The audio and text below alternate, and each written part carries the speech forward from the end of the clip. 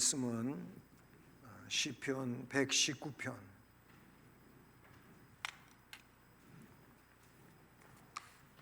시편 119편 105절부터 112절까지 말씀입니다.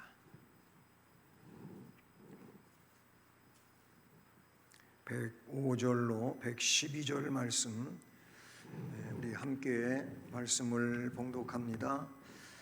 주의 말씀은 내 발의 등이요 내 길의 빛이니이다. 주의 의로운 규례들을 지키기로 맹세하고 굳게 정하였나이다. 나의 고난이 매우 심하오니 여호와여 주의 말씀대로 나를 살아나게 하소서. 여호와여 구하오니 내 입이 드리는 자원 제물을 받으시고 주의 공의를 내게 가르치소서. 나의 생명이 항상 위기에 있사오니 나는 주의 법을 잊지 아니하나이다. 악인들이 나를 해하려고 올무를 놓았사오나 나는 주의 법도들에서 떠나지 아니하였나이다. 주의 증거들로 내가 영원히 나의 기업을 삼아싸우니 이는 내 마음의 즐거움이 됨이니이다. 내가 주의 율례들을 영원히 행하려고 내 마음을 기울였나이다. 아멘. 네, 오늘은 33번째 강의 시간으로 소요리문답 제89문과 90문 두 개의 문항을 공부하는 시간이 되겠습니다. 오늘 이 두 개의 문항의 제목은 말씀의 실천이라는 겁니다. 우리가 이미 공부했던 것처럼 말씀은 생명을 가지고 있습니다. 그리고 그 말씀은 하나님이시거든요. 즉 하나님이 말씀하신 것이고 하나님이 말씀하신 그 말씀은 곧 하나님이십니다. 즉 하나님을 드러내 보여주는 것이 말씀이다. 그런 얘기죠. 그래서 이 생명의 말씀을 받은 자는 그 말을 그냥 어떤 책과 같이 그냥 읽고 지나가는 게 아니에요. 그 말씀은 한마디 한마디 모든 말씀들을 받아서 그 말씀을 생활 속에서 실천해 가는데 그 의미가 있다. 그래서 오늘 제목이 말씀의 실천이라고 정해서 말씀을 증언하려고 합니다. 자, 그러면 89문은 어떤 거냐라는 거예요. 89문은 하나님의 말씀은 어떻게 구원을 얻는데 유효한가라는 거예요. 이 말씀을 통하여 우리가 구원을 받는다고 이미 앞부분에서도 다 공부했잖아요. 우리가 구원을 받는 것은 하나님의 말씀 때문입니다. 그런데 그 말씀이 어떻게 구원을 얻는데 효력이 있게 하느냐, 유효하게 하느냐 그거예요. 하나님의 말씀을 어떻게 한다고요? 계속 읽으세요.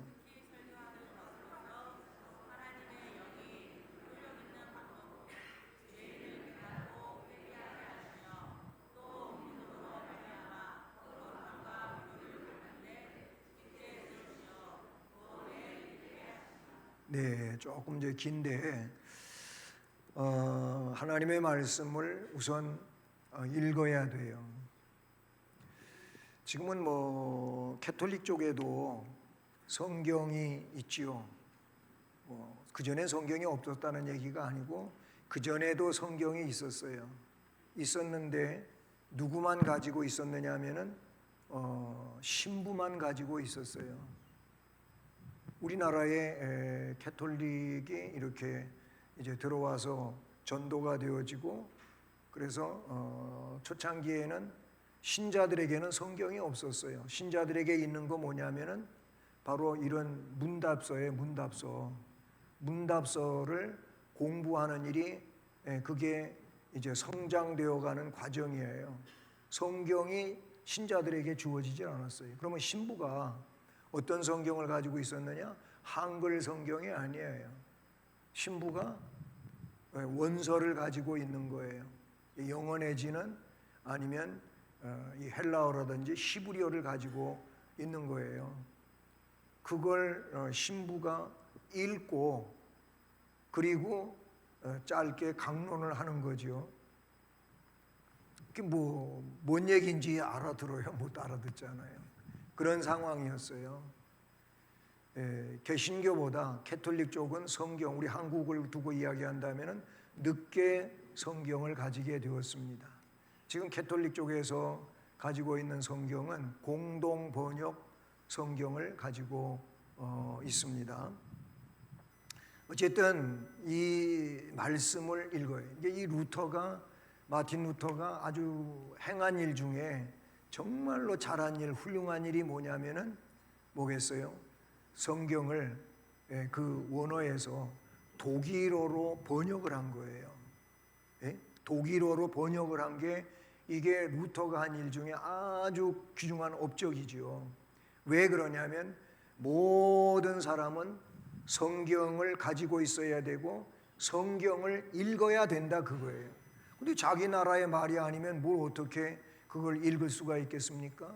요즘처럼 아이들이 어려서부터 영어를 공부하고 막 그러면 영어 성경도 물론 읽을 수 있고 그렇겠지만은 옛날은 그렇지 않았거든요. 네?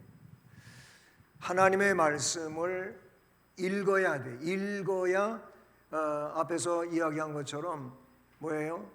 구원을 얻는데 유효하게 되는 거예요. 말씀을 읽지 않으면 안 돼요. 그래서 말씀을 읽어야 되고 또 그 말씀을 가지고 강단에서 설교를 합니다. 요 최근에도 수요 예배도 그렇고 여기저기서 제가 여러 차례 얘기했지만은 여러분 말씀은 희극이 아니에요. 그냥 웃기는 얘기가 아니라 그 말이에요. 말씀은 하나님의 말씀으로 생명의 역사를 불러오는 거예요. 그래서 요한 사도는요, 아주 이건 사도 시대의 최초적 이야기라고 볼 수가 있는데, 요한 사도는 물론 성령의 사람이고 그는 주님과 직접 교통했던 사람이고 그러잖아요. 물론 그도 예수님 버리고 도망간 사람이에요. 그런데 나중에 성령 받고 그리고 목숨 걸고 말씀을 증언하는 사람이잖아요. 그 요한 사도가 성령 받고 나서 그 우레의 아들이거든요. 얼마나 성격이 급한지 사람들이 주님 앞에 조금 더 반항하고 막 그러니까 아니 하늘에서 불이 내려오게 해가지고 저 사람 다 태워 죽일까요? 막 이렇게 하던 사람이에요. 그래서 예수님이 그들을 책망하면서 우레의 아들이라고 하는 별명을 줄 만큼 그런 사람이었는데 성령 받고 이 사람이 어떻게 돼요? 사랑의 사람으로 바뀌어지죠. 그래서 살아있는 순교자로 주 100년경까지 그가 강단에 서요. 강단에 서서 말씀을 전하는데 나중에 노쇠해가지고 사람의 부축을 받으며 이렇게 강단의 의자에 올라와서 이제 준비된 의자에 앉아가지고 아주 짧게 말씀을 선포하고 내려갔다 그래요. 우리 그 교회사에 보게 되면 요한이 한 얘기는 다른 게 아니에요. 이렇게 말했다. 사랑하는 여러분, 우리 서로 사랑합시다. 이게 끝이요. 이게 끝이야. 그런데 그 말씀을 들은 사람들이 울면서 통회를 하고 왜? 사랑하며 못 살았거든. 무슨 얘기냐면 제가 얘기 드리고자 하는 거는 그냥 이 말씀 자체가 은혜의 요람이에요. 그러니까 주일날 강단에서 어떤 말씀이 읽혀졌으며 그 말씀을 내가 어떻게 받느냐가 이게 성도의 기본이에요. 그 말씀이 곧 키잖아요. 키단 말이에요. 그러니까 그 말씀을 그대로 그대로 받아들이고 가는 게 중요한 거예요. 그래서 그 말씀에 근거하여 좀 더 주의를 하고 해석을 하고 풀어서 설교를 하고, 그런데 그 말씀은 온데간데 없고 설교자가 강단에서 한 이야기를 가지고 은혜를 받았느니 못 받았느니 이러는 거는 이건 아주 안 되는 거예요. 그냥 그 말씀이, 그 원론이 뭡니까? 본질이 뭡니까? 그 시간에 읽혀진 성경이에요. 성경을 우리가 뭐라 그래요? 장로교회는 말씀에 대해 이야기할 때 정확 뭐에 대해 신앙과 본분에 대하여 정확무한 유일의 법칙이다. 이미 우리가 앞에서 공부한 내용이에요. 그렇다면 그 말씀이 읽혀질 때, 그 말씀이 들려질 때, 그 말씀이 선포되어질 때, 그 말씀에 내가 어떤 입장을 취하느냐, 이게 굉장히 중요한 거예요. 그래서 은혜의 방편인데 말씀을 읽는 것, 특히 설교하는 것으로서 하나님의 영이 효력 있는 방법으로 죄인을, 즉 자기가 죄인인 것을 깨닫고 회개하게 하시며 또 믿음으로 말미암아 거룩함과 위로를 받는데 굳게 세우셔서 구원에 이르게 하신다. 말씀이 그렇게 한다는 거예요. 이런 지금 설명된 내용의 그 이제 성경의 근원은 바로 여기에 나타나고, 느헤미야, 고린도전서, 사도행전, 시편, 사도행전, 또 로마서, 그리고 디모데후서, 이런 말씀들에 지금 앞에 말하는 것을 여기에 근원을 두고 있다라고 보는 거예요. 그 다음에 이제 구신문이에요. 구신문은 그러면 하나님의 말씀을 어떻게 읽기는 읽어야 되는데 어떻게 읽어야 되느냐? 그냥 읽는다 그 말이 아닌 거예요. 읽어야 되는데 어떻게 읽어야 되냐 이거예요. 또 어떻게 들어야 되냐 이거예요. 어떻게 읽고 어떻게 들어야 효력이 돼서 구원을 얻을 수 있느냐. 그러니까 아무렇게나 해서 된다는 얘기가 아니잖아요. 요리문답에서 이거를 정리했을 때 그냥 읽는 게 아니에요. 그냥 듣는 게 아니에요. 어떻게 읽어야 되고 어떻게 들어야 구원을 얻는데 그 읽고 듣는 것이 효력이 되어서 구원을 얻을 수 있느냐. 읽어보십니다.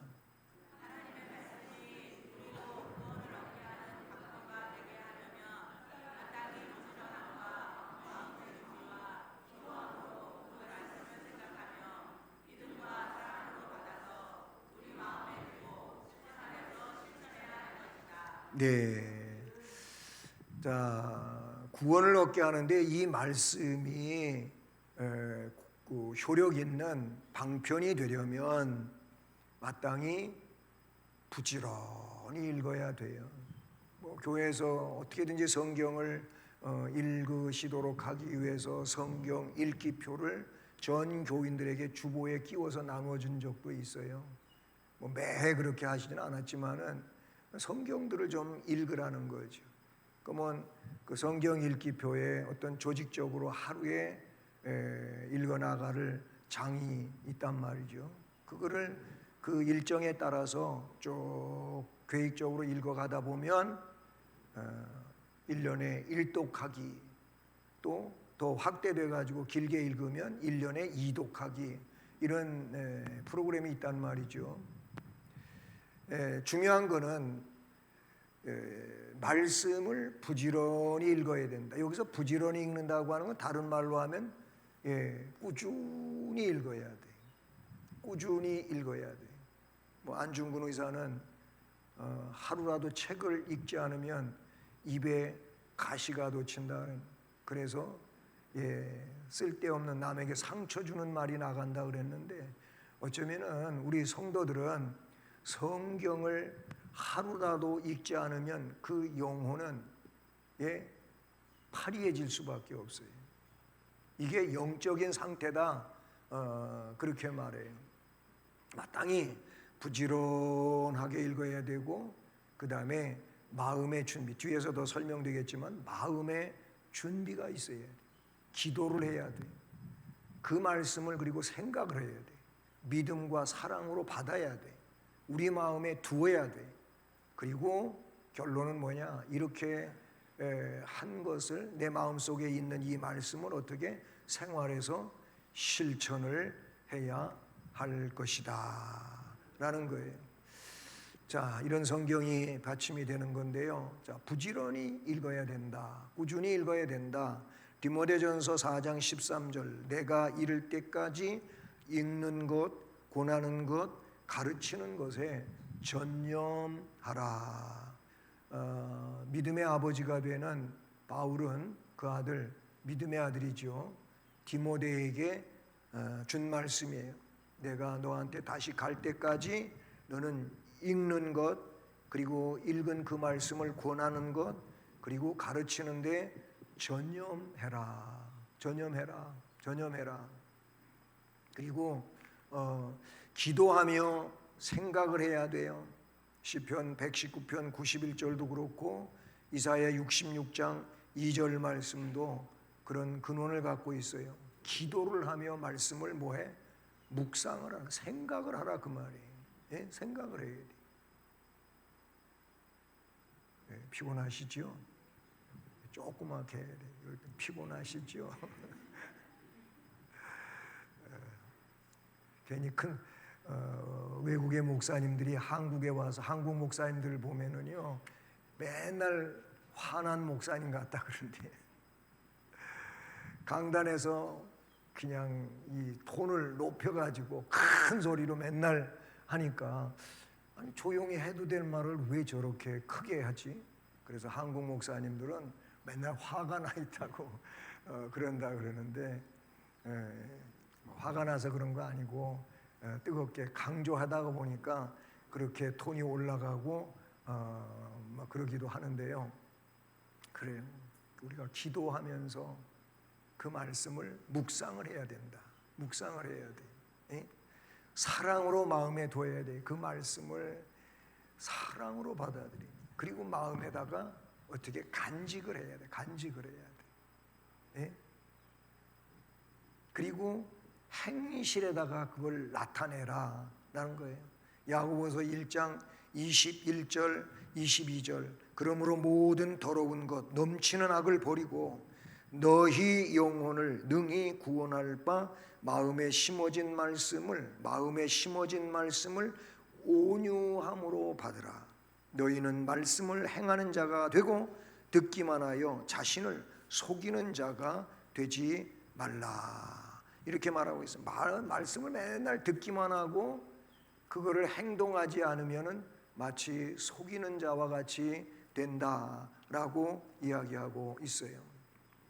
자, 그러면 이 두 개의 문항 89, 90문의 해설을 조금 해보겠습니다.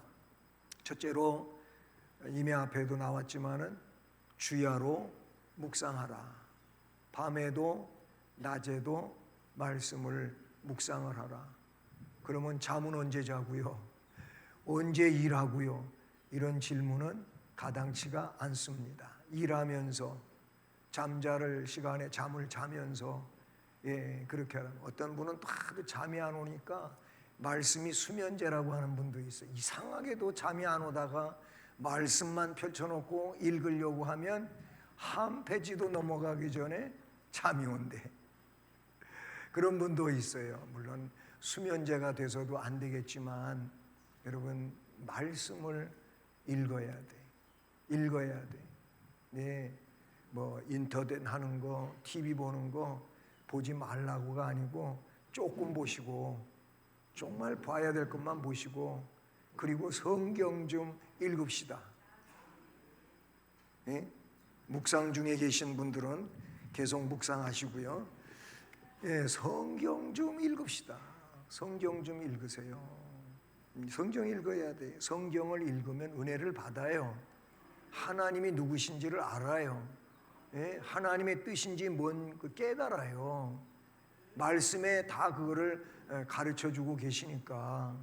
근데 그렇게 안 해놓고 그냥 말씀은 덮어놓고 자기가 생각하는 대로 뭔 얘기를 하고 그리고 자기 목적을 향하여 간다고 하면 제대로 가겠냐 그런 얘기예요. 갈 수가 없어요. 못 가요. 그러니까 주야로 말씀을 묵상을 해야 돼요. 하나님의 말씀은 주야로 묵상을 해야 되는데 시편 1편 1절 2절에서 뭐라 그래요? 오직 여호와의 율법을 즐거워하여 그 율법을 주야로 묵상하는도다 그랬어요. 네? 그렇게 다윗이 고백하고 있다 그러니 119편 97절 말씀, 내가 주의 법을 어찌 그리 사랑하는지요, 내가 그것을 종일 작은 소리로 읊조리나이다. 그랬어요. 여러분, 성경 구절을 한 절을 가지고 100번을 읽는다, 200번을 읽는다, 그러면 그 성경 구절이 안 외워질 수가 없다고 그래요. 누가 안 외워질 수가 없다는 거예요. 근데 우리가 외우긴 외워야 되는데 그렇게 하지를 않는다는 거지요. 그렇게 하지를 않는다는 거예요. 예? 우리가 시편 42편 8절 말씀 암송하는 말씀인데 나이가 아주 많으신 분은 내가 좀 인정을 하겠어. 잘 안 외워지니까. 근데 왜 젊은 양반들이 써가지고 와가지고 보냐고. 지난 연말에 내년에는 말씀을 아예 그냥 여기다가 띄워주시면 어때? 이런 분이 있었어요. 그냥 암송하지 말고 읽고 지나가자고. 읽고 지나가자고. 야, 그거는 아니지. 야, 뭐 암송하는 사람은 암송하고 암송 못하는 사람은 그냥 내비두어 내가. 그냥 지나가지 뭐. 그랬어요. 낮에는 여호와께서 그의 인자하심을 베풀어 주신다 그랬잖아요. 밤에는 그의 찬송이 나한테 있다는 거예요. 그래서 그런 역사를 하시는 생명의 하나님께 내가 기도하리라. 아멘. 그게 암송이잖아요. 다음 주일엔 다 하실 수 있기를 바라요. 안 되면 100번이라도 읽으세요. 어느 세월에 읽냐고요?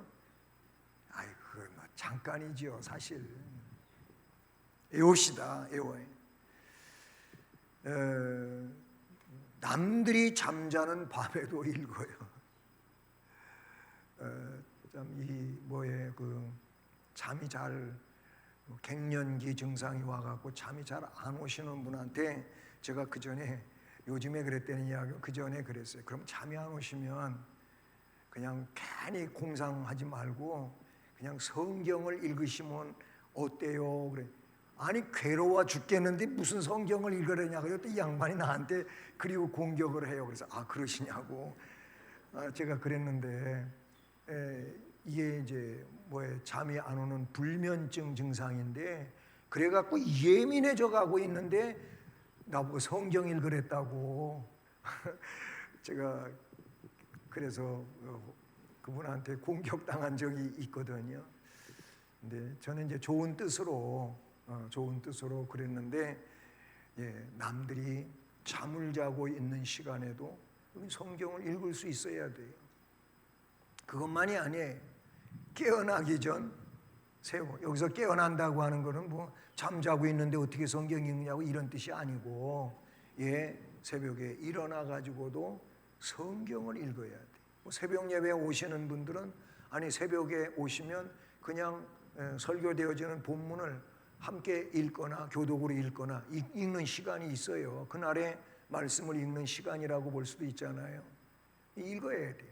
그러니까 자기 전에도 읽고 새벽에 깨어나서도 읽고 그래서 부지런히 읽으면서 연구하는 개인 교회가 되어야 된다. 그래야 은혜 받아요. 베드로전서 1장 10절 11절에 이 구원에 대하여 너희에게 임할 은혜를 예언하던 선지자들이 연구하고 부지런히 살펴서 자기 속에 계신 그리스도의 영이 그 받으실 고난과 후에 받으실 영광을 미리 증언하여 누구를 또는 어떤 때를 지시하시는지 상고하니라. 잠언 8장 34절도 누구든지 따라서 내게 들으며 날마다 내 문 곁에 서서 기다리며 문설주 앞에서 기다리는 자는 복이 있나니. 아멘. 뭔 얘기입니까? 이거는 말씀을 두고 하는 얘기예요. 이 말씀을 기다리고 기다리는 자는 복이 있다. 복이 있다. 복이 있다. 네. 예, 제가 자라나던 교회에서 중학교 3학년 때 방학 때였을 겁니다. 근데 그때 담임 목사님이 이제 원래 계시던 목사님이 그 다음 해에 이렇게 다른 데로 저 남춘천으로 가고 새로 저쪽 장항 쪽에서 목회하시던 분이 이렇게 오시게 됐어요. 그런데 그 임기가 바뀌기 전에 있었던 목사님이 김종철 목사님이 종철. 그런데 우리 장로님 아들 중에 유종철이가 있었어요. 그때 우리는 이렇게 타종을 했거든요. 긴 줄, 종각에 종이 있고 줄로 잡아다니는 종이었어요. 이것도 제가 아주 기술자예요. 종치는 기술이었는데, 그런데 누가 함부로 종철아 이렇게 종치라고 못했어. 목사님 성함이 종철이잖아요.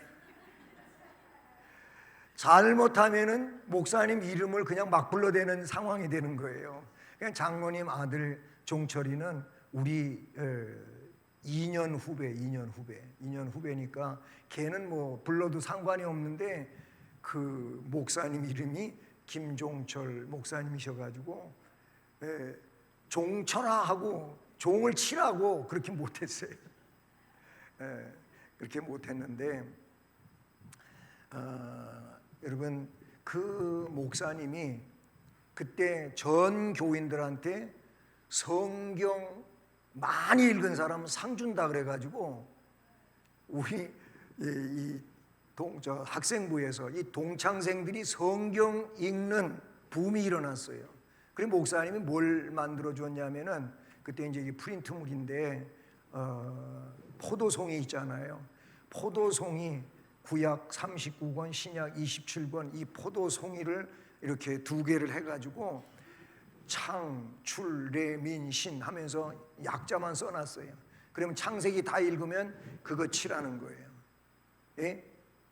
그리고 출애굽기 읽으면 이렇게 색칠하고 그렇게 하면서 읽으면 이제 갖다가 제출하고 새 거 받아와요.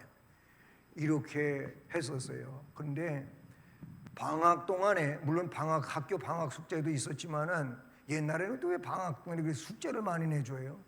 요즘엔 숙제도 별로 없을 것 같아.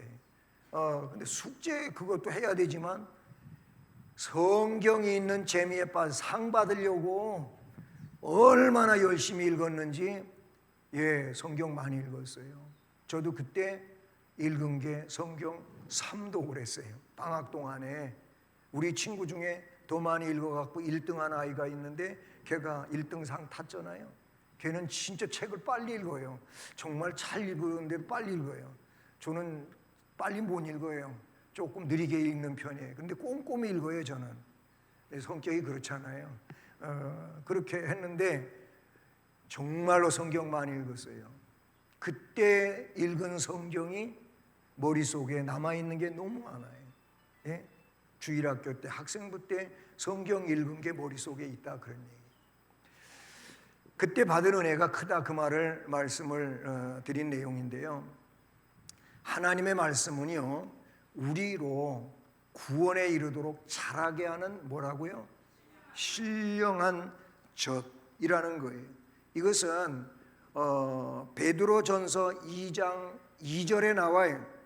거기 이렇게 되어 있어요. 갓난 아기들 같이 순전하고 신령한 젖을 사모하라.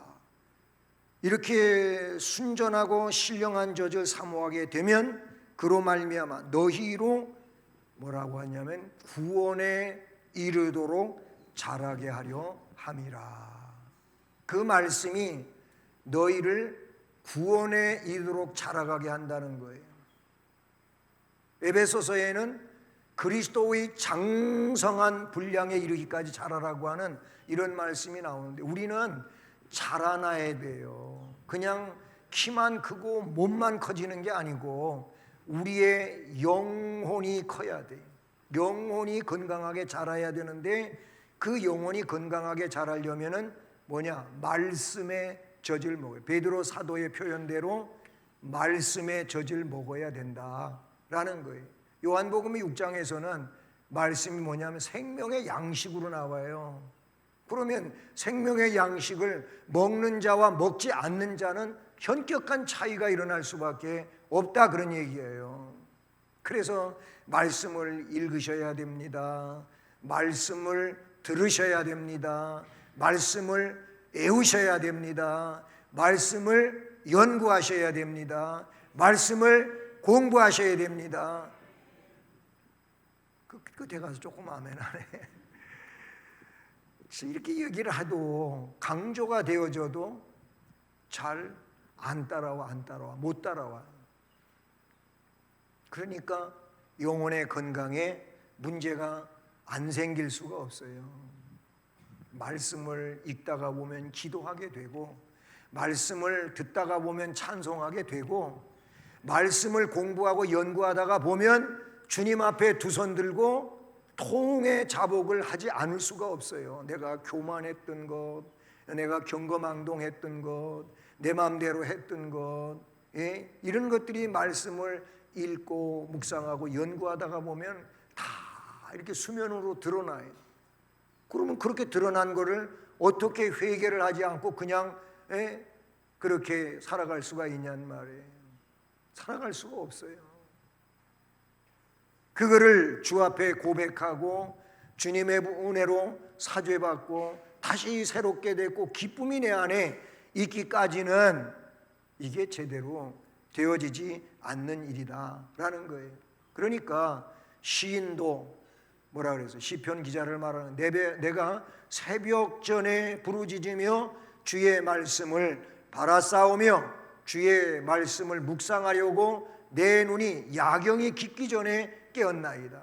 여기 뭐 새벽 전에 야경 이건 전부 다 개역 성경에서 하던 말을 그냥 썼습니다. 119편 147절로 148절에 나오고 있는 말씀인 것이죠. 예. 우리 개정판에서는 내가 날이 밝기 전에 부르짖으며 주의 말씀을 바라싸우며 주의 말씀을 조용히 읊조리고 내가 새벽녘에 눈을 떴나이다. 예, 그렇게 말씀하고 말씀을 읽다가 새벽녘에까지 갔다고 하는 그런 내용이라고 볼 수가 있는 것이죠. 여러분 그 베레아 사람은요 지금 베레아는 어떤 상황이냐면은 사도행전 16장 사건을 지나서 이제 17장 사건으로 넘어가면 빌립보에서 데살로니가로 가요. 그리고 데살로니가에서 한 3주 정도 머물다가 거기서 박해 때문에 또 못 있고 간 곳이 베레아예요. 베레아에는 더 잠깐 그냥 스쳐 지나가듯이 가게 되는데 그런데 이 사도행전 17장의 말씀에서 이 베레아 사람들에 대하여 이렇게 말하고 있어요.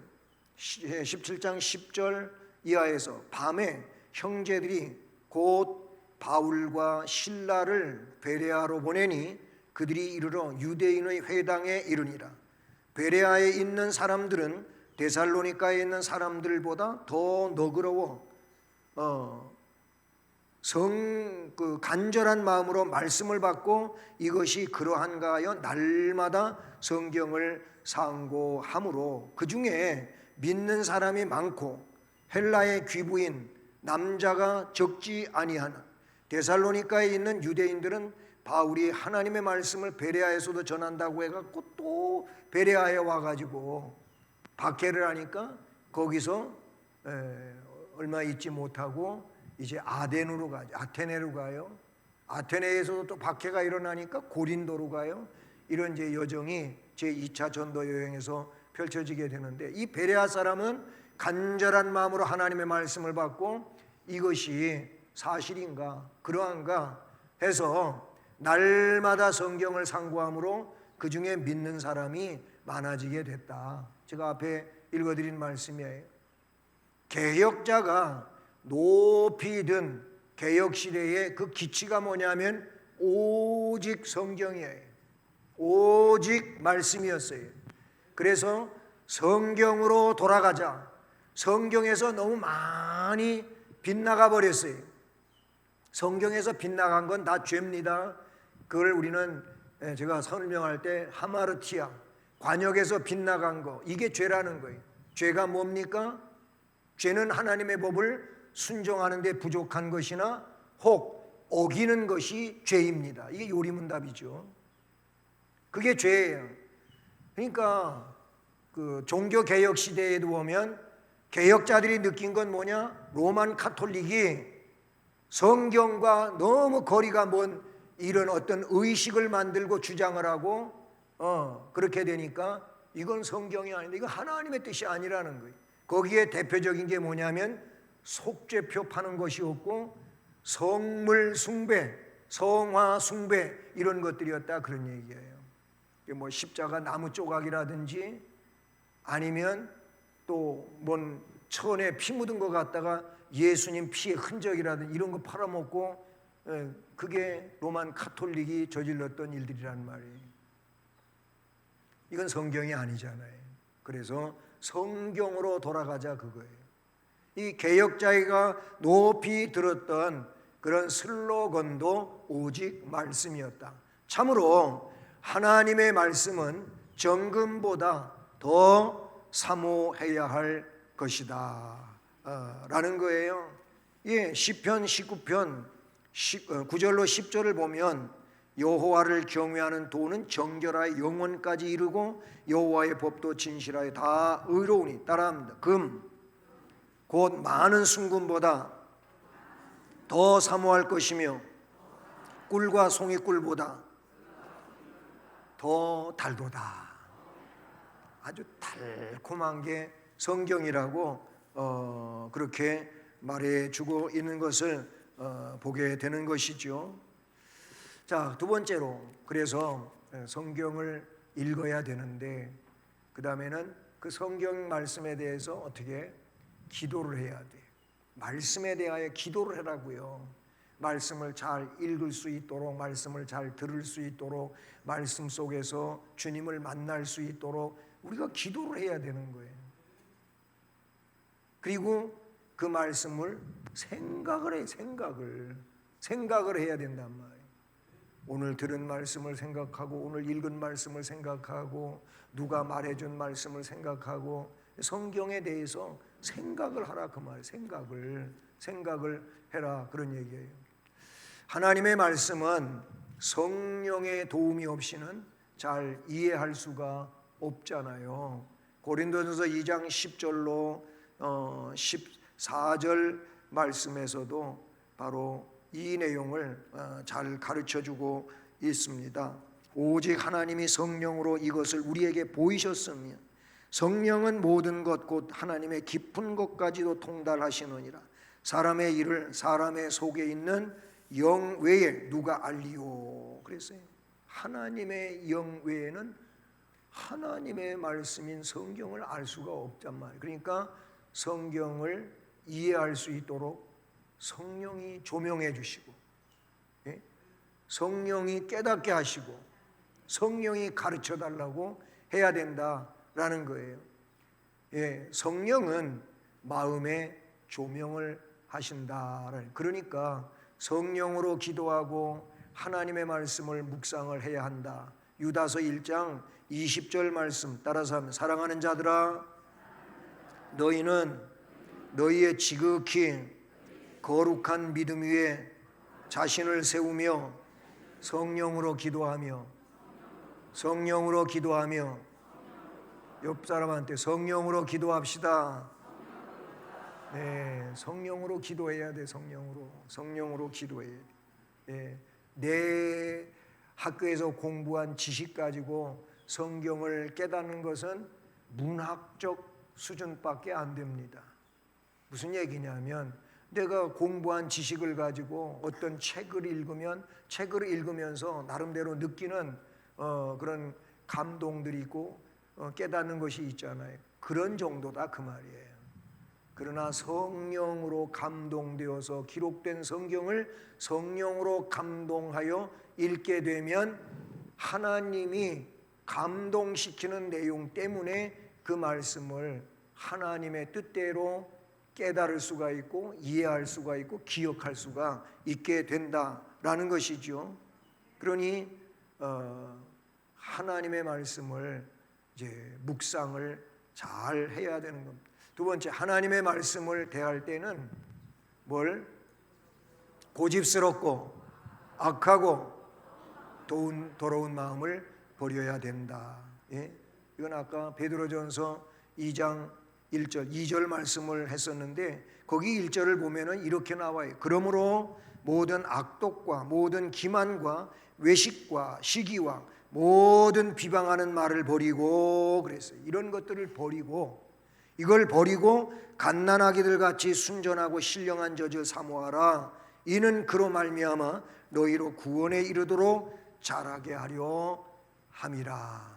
아멘. 그리고 온유하고 겸손한 마음 자세를 지녀야 하는 것입니다. 야고보 1장 21절을 보면 그러므로 모든 더러운 것과 넘치는 악을 버리고 너희 영혼을 능히 구원할 바 마음에 심어진 말씀을 온유함으로 받으라. 온유함으로 말씀을 받으라. 이렇게 야고보 사도는 명령하고 있어요. 사탄은 그런데 말씀을 온유함으로 받을 수 없게 만들어요. 그 말씀에 대하여 자기 생각을 투영시키게 하는 거예요. 자기 생각이라는 게 뭐예요? 그래서 그 말씀을 들으면서 또는 말씀의 설교를 들으면서 안 좋은 생각을 갖게 하고 그래서 그 말씀이 내 영에 온전히 들려지지 않게 하는 이런 사탄의 횡포가 그 속에서 일어나게 한다라는 것이죠. 저는 그 자라나던 교회도 지금은 굉장히 그 시골이지만은 큰 교회가 됐어요. 한 750여 명 그 철원에서 모인다고 하면은 제가 있을 때까지 한 300여 명 됐던 교회인데 그 이후 그렇게 더 부흥하고 예배당도 크게 잘 짓고 그랬는데 근데 제가 신학 공부를 할 즈음에 그때 교회가 좀 내분이 생겨가지고 장로님 3분이 이렇게 교회를 떠나는데 있는 교회에서 다른 데 있는 땅을 요구해서 그거를 이렇게 그쪽으로 줬어요. 이제 그렇게 하면서 교회가 갈라졌는데 그렇게 되기 전까지 그건 제가 신학 공부하러 나온 이후에 이제 그런 사건이 벌어졌다고 볼 수가 있는데 근데 이제 제가 있을 때까지만 해도 이제 이렇게 막 그냥 대치 상황에 있고 막 그랬었는데 장로님 중에 수석 장로님 한 분이 목사님이 설교를 하시면 강단을 바라보지를 않아요. 그냥 교회 창너머를 이렇게 보고 계시는 거예요. 그렇게 그러니까 목사님 설교를 안 듣겠다 이런 오기는 오시는데 설교를 안 듣겠다고 하는 그런 자세지요. 그럼 결국은 교회가 이제 이렇게 나뉘어졌어요. 한 70여 명이 이렇게 교회를 나눠서 교회에서 땅을 준 거를 그걸 근거로 해갖고 이제 기반을 해서 건물을 하나 사고 그렇게 해서 교회가 시작이 됐는데 여러분 제가 신학 공부하고 나중에 이제 몇 년 지나서 다 들려온 이제 얘기고 그래요. 함께 같이 신앙생활하던 그 장로님 아들 해병대 출신이고 한데 저보다 이제 몇 년 위에 선배지요.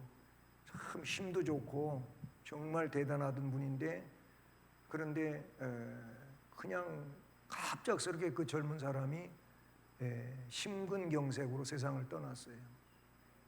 장로님, 사모님도, 장로님은 그렇게 못하게 막 말리고 그러던 분인데, 그런데 소죽잖아요. 아침 새벽에 소죽 끓이다가 그 앞에서 토하고 그냥 돌아가셨어요.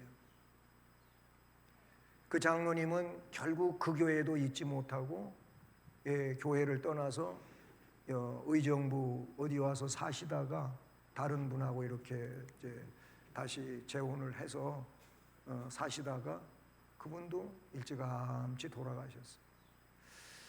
참 있어서는 안 될 일들인 거죠.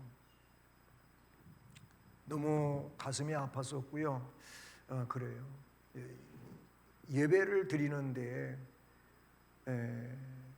예배를 제대로 안 드린 거고, 안 드린 그 상황이 결국 그런 불행한 상태로 빚어진 거예요. 여러분도 뭐 비슷한 얘기 들어보셨을 거예요. 교회를 대적을 하다가 결국 뭐 사업이 기울어지고 오래 살지도 못하고 세상 떠나고, 이런 얘기 여러분도 아마 들어보신 적이 있으실 거예요. 절대로 해서는 안 될 일들입니다. 온유하고 겸손한 마음 자세를 지녀야 돼요. 하나님 말씀 앞에 그러라는 거예요. 하나님 말씀 앞에 여러분 꼭 이런 자세를 갖기를 바랍니다. 온유하셔야 돼요. 겸손하셔야 돼요. 그런 마음 자세를 꼭 가지셔야 돼요.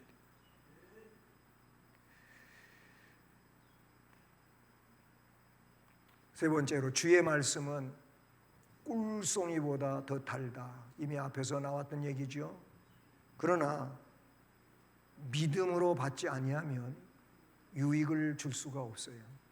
로마서 10장 14절 따라서 하면, 이는 혹 내 골육을 아무쪼록 시기하게 하여 그들 중에 얼마를 구원하려 함이라. 아멘. 그들 중에 얼마만이라도 구원하기를 원하는 바울 사도의 그런 심경을 우리가 이런 말씀들에서 읽을 수가 있는데요. 말씀은 우리의 지식으로 받는 게 절대 아닙니다. 하나님의 말씀은 믿음으로 받는 거예요. 하나님 말씀은 은혜로 받는 거예요. 그렇게 받지 않으면 아무 유익이 없어요. 오히려 그 영혼을 해롭게 하는 이런 일들이 될 수밖에 없는 것이죠. 기도하며 생각하면서 주의 말씀을 사랑해야 합니다. 시편 119편 127절과 140절을 보면, 그러므로 내가 주의 계명들을 금곧 순금보다 더 사랑하나이다. 여러분이 가장 아끼는 보석보다도 하나님의 말씀을 더 귀하게 여기시길 바랍니다. 그거보다 하나님 말씀이 못한 것처럼 하등 평가되면 여러분의 영혼에는 좋을 게 아무것도 없어요. 하나님의 말씀은 최상에 있어야 돼요. 최고의 자리에 있어야 돼요. 그것이 여러분의 영혼의 복이고 생명이 될 줄로 믿습니다. 네? 사랑을 해야 돼요. 140절은 이렇게 되어 있어요. 주의 말씀이 심히 순수함으로 주의 종이 이를 사랑하나이다. 주의 말씀이 아주 심히 순수해요. 주의 말씀 속에는 사탄의 그 악의와 같은 것들이 전혀 있지를 않아요. 하나님의 말씀은 너무나도 순전한 것. 그래서 아까 베드로서에도 순전한 저지라고 그렇게 표현된 거예요. 마지막입니다. 세 번째로, 들은 대로 실천하라. 여기서 들은 대로 실천하라는 신명기 28장 2절 말씀과 같은 거라고 볼 수 있어요. 거기 보면 내가 내 하나님 여호와의 말씀을 청종하면 이 모든 복이 내게 임하여 내게 이르리라. 아멘. 따라서 합니다. 말씀을 청종하면 모든 복이 내게 임하여 내게 이르리니. 성경의 말씀이에요. 신명기 28장 2절 말씀이에요. 예. 그러면 이 청종이라고 하는 말이 뭡니까? 한문 청자는요, 예, 아주 간단하지가 않아요. 되게 어려워요. 예. 그런데 그게 듣는다예요. 네. 듣는다. 들을 청이에요. 들을 청. 예. 그리고 그 종은 뭐 따를 종이라고도 하고 쫓을 종이라고도 하는 그런 종자예요. 그러니까 뭐예요? 들은 것을 따라간다. 들은 것을 쫓아간다. 그 말이에요. 이게 들은 대로 실천하라와 같은 내용이라고 볼 수가 있어요. 하나님의 말씀을 듣는 일은 아주 중요하죠. 듣는 일은 무척 중요해요. 그런데 그것을 실천하는 일은 더 중요하다 그 말이에요. 더 중요해요. 누가복음 10장 28절 예수께서 이르시되 네 대답이 옳다. 이를 행하라. 그러면 산다. 주님이 말씀하셨어요. 율법사한테 우리 주님이 주신 말씀이에요. 네가 참 대답 잘했는데 옳게 대답을 했으니 그렇다면 그걸 행해라. 행해라. 알고만 있지 말고 행해라. 그러면 그 말씀이 너를 살게 할 거다. 예수님이 율법사에게 말씀하신 거예요. 마태복음 7장 산상수훈 다 말씀하시고 결론적으로 하신 말씀 너무나도 잘 알잖아요. 많이 들었잖아요. 지혜로운 건축자와 어리석은 건축자에 대한 이야기예요. 24절은 이래요. 그러므로 누구든지 나의 이 말을 듣고 행하는 자는, 말 들었느냐? 행동한다면 그 사람은 반석 위에다가 집을 짓는 지혜로운 건축자다. 안 무너진다. 안 무너져. 그 집은 안 무너진다. 왜냐하면 말씀을 믿음으로 받고 믿음으로 받은 이 말씀을 어떻게 해요? 행동하는데 살아가는데 그 집이 무너질 리가 없지요. 들어도 엉뚱하게 말씀대로 행하지 않고 다르게 행한다든지 그러면 거기에는 능력이 없어요. 생명력이 없어요. 생명력이 없다라는 거예요. 배움의 필요는 그것을 힘있게 실천하는 데 있는 겁니다. 베드로후서 2장 21절에 의의 도를 안 후에 받은 거룩한 명령을 저버리는 것보다 알지 못하는 것이 도리어 그들에게 나으니라. 알지 못하는 것이 듣고도 행하지 않는 사람보다 낫다는 거예요. 왜냐하면 알고도 행하지 않으면 하나님의 심판은 더 크다는 거예요. 그래서 그렇게 말씀하고 있는 것이죠. 저는 아주 오래전에 이제 어떤 우리 처가 쪽에 가서 많은 분들이 모여 있는 자리에서 만난 사람 중에 하나인데 알고 보니까 공부를 이 사람은 어마어마하게 많이 했어요. 공부를 정말로 많이 해요. 그런데 그 공부한 거를 가지고 자기를 이롭게 하고 가정을 이롭게 하고 그런 데 쓰질 않고 또 다른 공부를 하겠다는 거예요. 참. 아니 지금까지 공부한 것만 가지고 살아도 잘 살 수 있는 기반이 되는데 자기는 공부하는 게 좋다는 거예요. 그래가지고 또 다른 거를 공부하겠다고 하는 그런 논리를 펼치는 사람을 보면서 그 같이 있었던 어른들도 야 네가 맨날 공부만 하다 보면 공부하려면 그냥 공부합니까? 돈 있어야 공부하지. 뒷바라지를 해줘야 공부할 거 아니에요. 그런 가족의 어려움도 생각해야 되고 너희 이제 돈을 벌어가지고 가족을 부양해야 될 그런 형편에 무슨 맨날 공부만 한다고 하냐 어른이 나무라는 거를 제가 들어본 적이 있어요. 저도 생각할 때 아니 그렇게 많은 공부를 했으면 공부한 것 가지고 일을 해야지. 왜 공부한 겁니까? 뭐 때문에 공부한 겁니까? 그 사람은 공부한데 아무런 배움에 그 효력을 가지지 못하는 거예요. 말씀도 마찬가지예요. 말씀을 들었습니까? 읽으셨습니까? 깨달았습니까? 결국은 그 말씀을 삶에 녹이는 거예요. 그것이 하나님이 원하시는 것이고 주님이 원하시는 것입니다.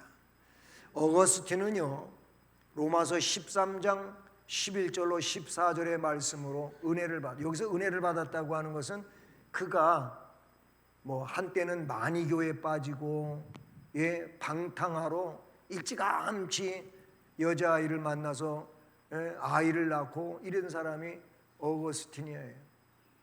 그런데 그 어머니 모니카가 17년 동안 기도를 했다 그러잖아요. 아들이 돌아오기를. 어느 순간인가 자기 뇌리 속에 너 성경을 읽어라, 성경을 읽어라, 성경 좀 읽어라 이런 말이 들려왔어요. 아, 이게 뭔 일이지? 성경을 읽으라고? 그래서 성경을, 가까이에 성경책이 있었는데 성경을 들어서 그냥 펼친 거예요. 그 펼친 데가 바로 로마서 13장 말씀인 거예요. 그 말씀이 어떤 내용이냐면은 너희가 이 시기를 알거니와 자다가 깰 때가 벌써 되었으니 이는 이제 우리의 구원에 처음 믿을 때보다 가까웠습니다. 밤이 깊고 낮이 가까웠으니 그러므로 우리가 어둠의 일을 벗고 빛의 갑옷을 입자. 낮에와 같이 단정히 행하고 방탕하거나 술 취하지 말며 음란하거나 호색하지 말며 다투거나 시기하지 말고 오직 주 예수 그리스도로 옷 입고 정욕을 위하여 육신의 일을 도모하지 마. 이 말씀을 눈에 팍 들어오는데 그때 천둥번개를 맞은 것처럼 너무나도 충격을 받았어요. 그 전에 안 읽었던 말씀이 아니에요. 읽었던 말씀인데 그런데 그 말씀을 읽는 순간 어거스틴은 완전히 꼬꾸라졌어요. 이 말씀이 어거스틴을 회심시킨 본문이다 그런 얘기예요. 그래서 성 아우구스티누스가 된 거예요. 루터는 원래는 사제였잖아요. 그런데 그 로만 카톨릭 안에서 자기 안에 하나님의 그 의를 갖게 되는 일이 없다고 생각하는 거예요. 아무리 노력을 해도 안 되고 그래요. 그래서 베드로 성당을 갖고 거기에 가서 고행을 한 거예요. 무릎으로 맨살을 하고 고행하는 그 루트가 있는데 그 울퉁불퉁한 돌바닥을 무릎으로 기어서 가면 처음부터 끝까지 가면 무릎이 어떻게 껍질이 다 벗겨지고 거기에서 피가 안 나는 사람이 없는. 루터도 그 고행을 해봤다는. 그런데도 자기 마음은 시원함이 없는 거예요. 너무 답답한 거예요. 도대체 사람이 하나님 앞에 어떻게 선에 대한 기쁨을 가질 수 있을까? 고뇌하는 중에 그가 바로 로마서 1장 17절을 읽게 됩니다. 그 말씀은 너무 잘 아는 말씀이 복음에는 하나님의 의가 나타난다. 믿음으로 믿음에 이르게 한다. 기록된 바 의는 오직 믿음으로 말미암아 산다. 하박국 2장 4절 말씀을 인용한 말씀인데 이 말씀을 받고 루터가 그때 충격을 받았어요. 사람이 하나님 앞에 의를 얻는 것은 고행을 통해서 얻는 것도 아니고 어떤 노력에 의한 것도 아니고 뭐예요? 하나님의 말씀을 믿는 거예요. 믿어야 의인이 되는 것이고 믿어야 사는 거예요. 그게 뭐예요? 핵심이 뭐예요? 예수 그리스도란 말이에요. 속죄자 예수 그리스도를 받아들이는 거예요. 여기에 루터는 꼬꾸라지고 그리고 이 루터가 결국은 로만 카톨릭의 회의를 느끼게 되며 개혁의 깃발을 들게 된 그런 근원이라고도 볼 수가 있는 거예요. 제가 그 독일을 갔을 때 그때 이제 굉장히 좋은 프로그램에 제가 참여했었거든요. 그래서 제가 그 회갑 때 개혁 발자취를 따라가 보고자 해서 가고 싶었었어요. 근데 그런 여행사에 모집이 없잖아요. 근데 마침 주기철 목사님 손자, 지금 주한장로교회 담임 목사님으로 있잖아요. 그 목사님이 그 노회원 몇 명을 사모님들하고 해가지고 가려고 했는데 많은 사람들이 간다고 해놓고 빠졌는데 어떻게 그 프로그램을 우리 아들이 발견을 해가지고 문의를 해보니까 참여할 수 있다고 했다는 거예요. 그래서 제가 신청을 해 같이 갔다 왔거든요.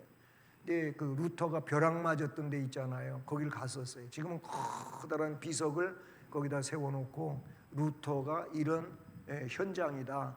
그게 루터 친구는 거기에서 죽고 루터는 살아남아가지고 의사 되는 길을 부모가 원했지만 그런데 루터가 바꾸잖아요. 목사가 되잖아요. 신부가 돼서 나중에 목사가 됩니다마는 그런 경험도 있어요. 그런데 이 로마서 1장 17절은 즉 개혁교회를 세우는데 기치를 든 근간이 된다라는 거예요.